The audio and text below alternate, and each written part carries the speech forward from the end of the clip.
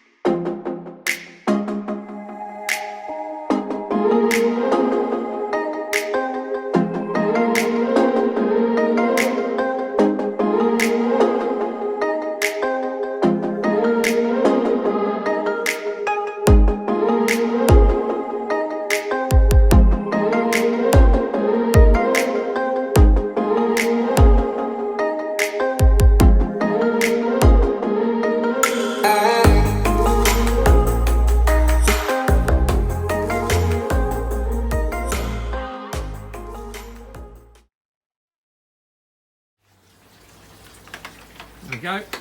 Is that everything Had to remove the front of the shed, but we got it in there. The new quarantine tank, stroke fry tank.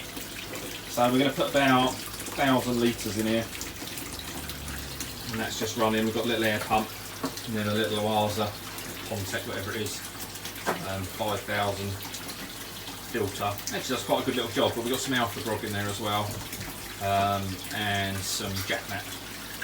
Yeah, got the air running in the bottom, just filling up with a bit of water. Got the dechlorinator in there for now. Got our little shelves for all our bits and bobs, and this now becomes our little fish room. There we go. We're all up and running. So there's about 15 fry in there. Very, very, very small. We're hopefully going to pick some up tonight. Keep you posted.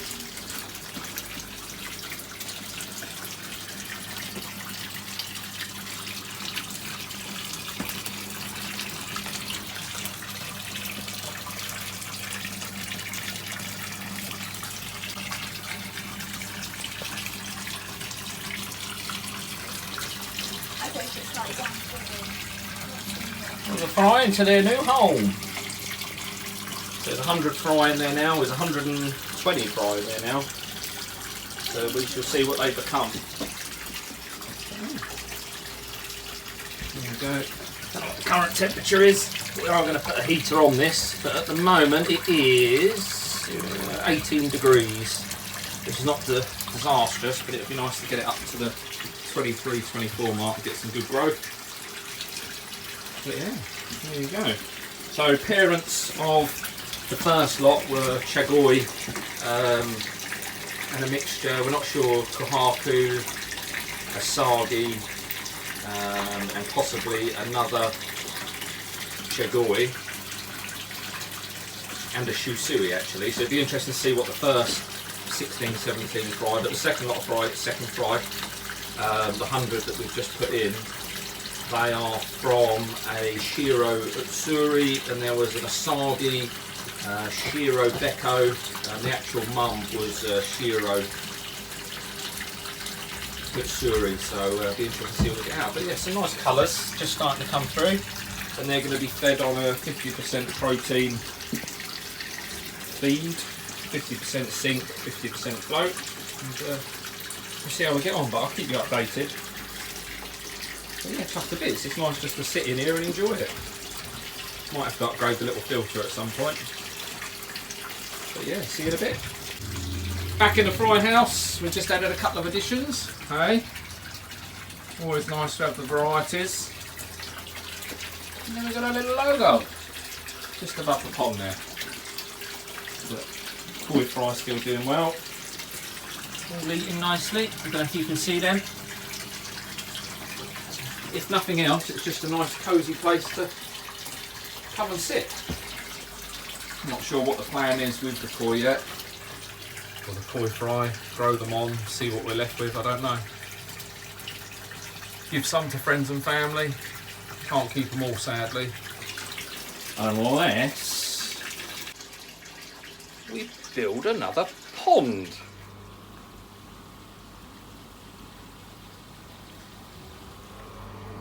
Now, Nexus just having its first boil up.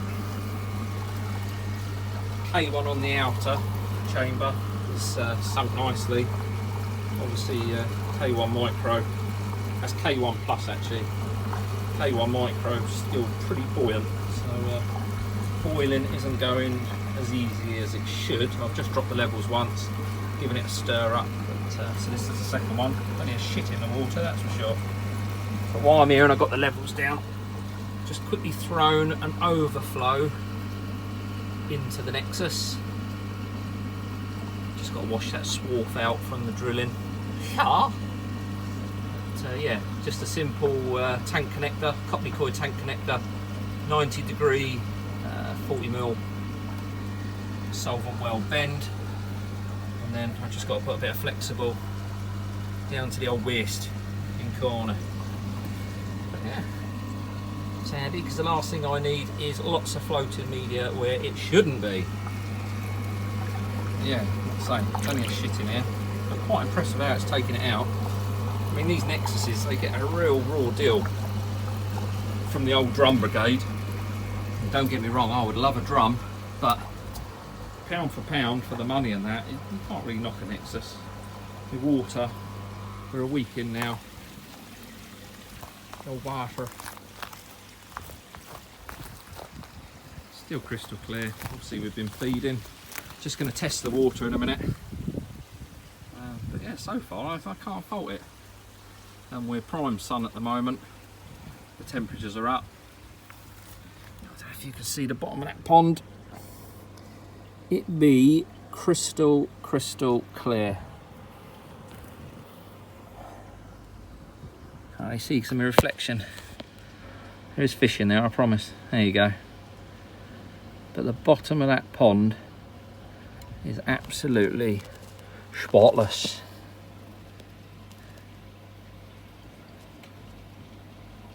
So that is about 3 meters away, that fish on. Oh, come on, out of the way.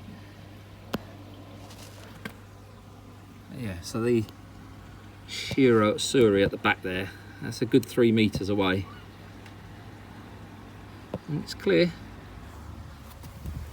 As these pigs get out of the way. Just going to do an individual PP treatment or bath for a couple of them left over from the spawning in the old pond. We have still got some grumps here, the Saragoi, if I can get him to spin around. You'll just see at the back there's a saw near the fin, and then there is one other that's got a saw, one we call Shark. You see he's got a bit of fin rot, and he has got one little ulcer on his back. So we're going to give those two an individual treatment for 5 minutes. And obviously plenty of air in the vat when we're doing that. But yeah, so that's with the net. I have to have a net. I think I explained in my last video. Have to have a net. We have a problem. There are herons, but the biggest issue we have is the seagulls. So for now, we've got a cheapo net from Blagdon, but I'll replace this with the 50mm square nets, the safety nets. If you are looking for a net and you've got kids or animals, yeah, look up safety net. I think for the size of this pond, comes in at about 22 quid, but they're actually designed that if a child was to fall on it, providing it's secured properly at the edges, it would actually hold the weight of a child. So hopefully a heron would be fine.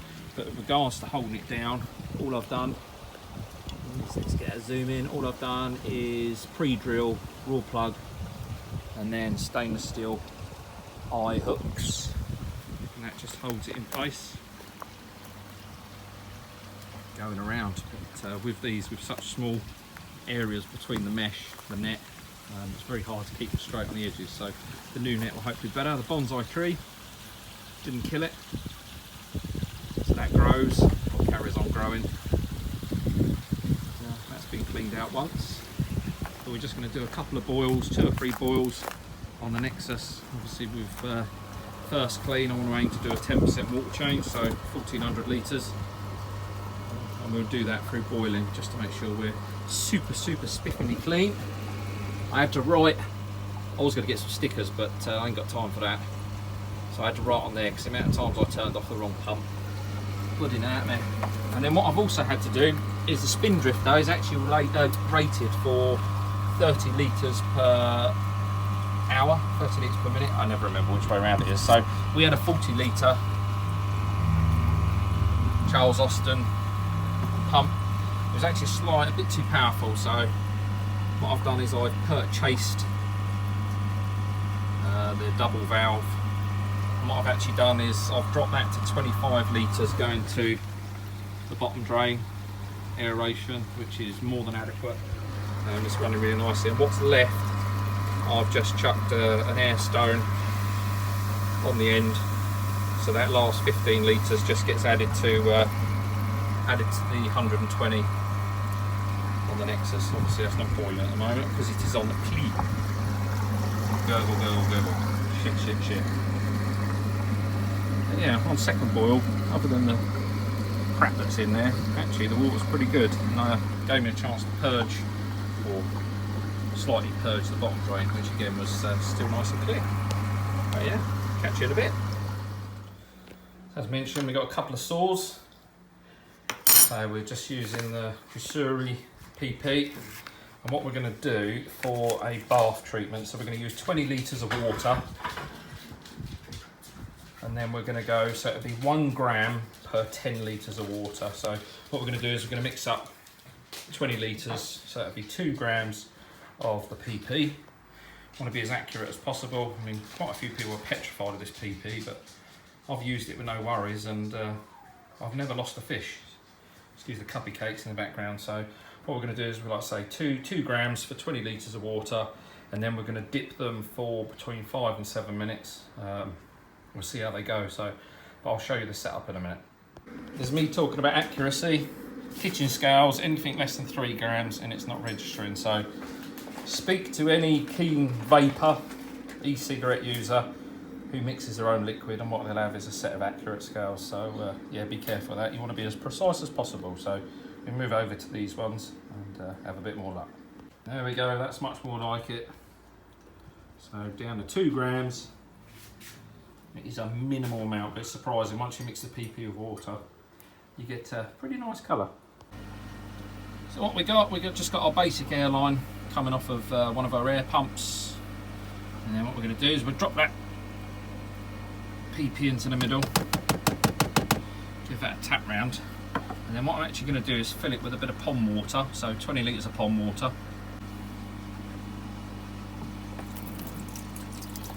So pretty.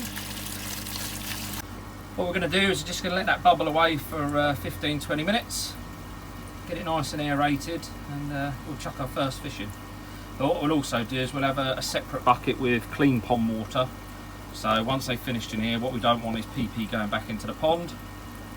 So we'll dip them in this 5 to 7 minutes, and depending how the fish gets on. And then what we'll do is we'll transfer them to the clean vat, check that they're all right with a bit of air, and then back in the pond to carry on their day. There we go. Nexus all clear. Just topping up the pond. Get back to the levels that we should be. But other than that, that's 2 boils. And then we're just carrying on in the background. PP still bubbling away down by side, and fresh pond water is in the old koi bowl, ready for their clean bath before going back into the pond. But yeah, as I said, 5 to 7 minutes, and what you'll notice, any fungal or bacterial infections, once they've been put into the PP, they'll actually turn a light brown colour. And I've seen I've tried treating by treating the whole pond, but on the new one it's not something I really want to do. So what I want to try and do is get into a habit of treating outside of the pond, either in the quarantine up in the shed there, or via the PP method if it's really bad. But yeah, I've had some good results, and these ulcers were pretty nasty from the last pond from the spawning. So we're really seeing, what, we're 2-3 weeks on now, and we're seeing some real good improvements. But yeah, we'll crack on, and see you in a bit. So we've got the first fish in, moving around, but we've got the air in there, but we'll just keep a very close eye. We've got the timer on, and we'll just keep a good eye on. This one's called Clarence, and as I say, it'll have its 5 minutes, per 5 minutes, and then we'll zoom across. So what we do is we keep them in the net, so if we do need to remove them quickly, we can do, rather than having to try and catch them in the bucket. Here we go. So they've had their. He's actually had 6 minutes, Clarence. So we just swish him around in the nice clean water. Make sure he's all right.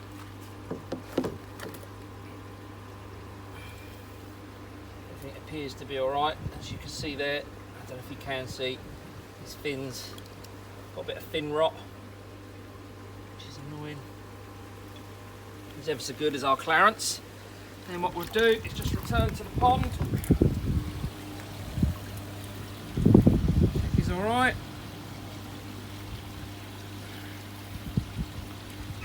And off he swims. Happy as Larry. I say happy. As happy as you can be. There we go. First weekly clean done. That's my dag. So yeah, so I did some water tests as well. I did the water change, and still the nitrites.